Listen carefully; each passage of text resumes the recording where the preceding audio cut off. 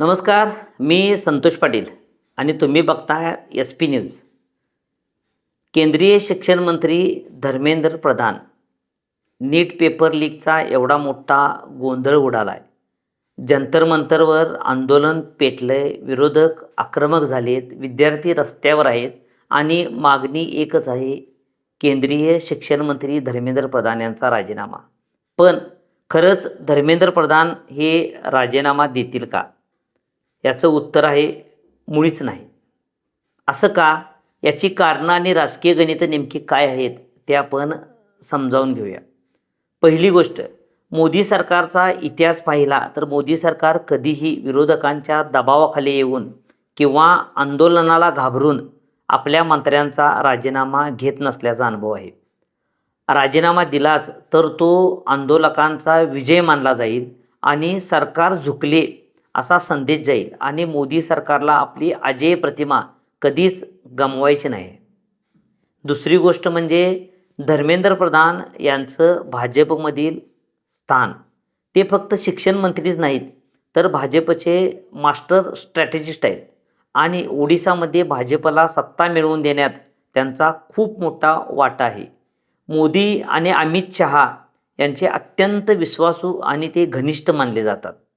मग सरकार आता पुढे काय करणार? सरकारची रणनीती एकदम सोपी आहे, ती म्हणजे वेळ काढणे.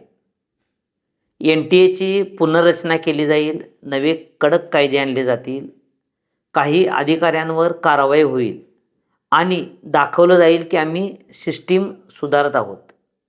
म्हणजेच मंत्री बदलण्यापेक्षा प्रशासकीय सुधारणावर भर आहे असे दाखवले जाईल. सोबतच JB नड्डा यांच्यामार्फत आंदोलकांशी चर्चा सुरू ठेवली जाईल.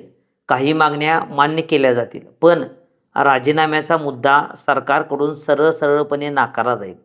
यानंतरही जर आंदोलन पेटलंच तर पोलिसी कारवाई, कायदेशीर कचाट्यात अडकवणे, परवानग्या नाकारल्या जाणे आणि आंदोलन मंदावण्याची वाट पाहिली जाईल. कारण भाजपचं गणित पक्का आहे. निवडणूक 2029 मध्ये आहे. काही दिवसांनी हा मुद्दा शांत होईल, युवा मतदार विसरून जातील असा भाजप धोरणांचा अंदाज आहे.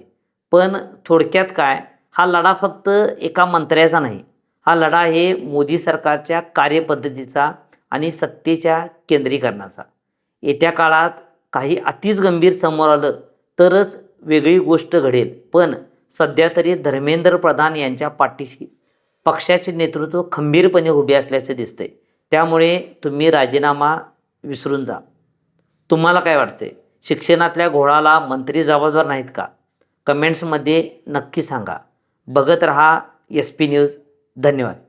बाळ, फ्रीजमधून श्रीखंड काढ ना.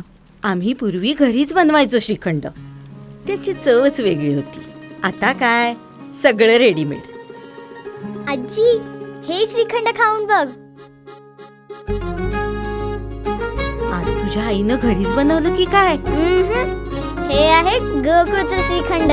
अगदी जिभेवर रेंगाळणार. जिभेवरच नाही तर मनावरही रेंगाळणार. गोकुळ श्रीखंड, मनावर रेंगाळणार.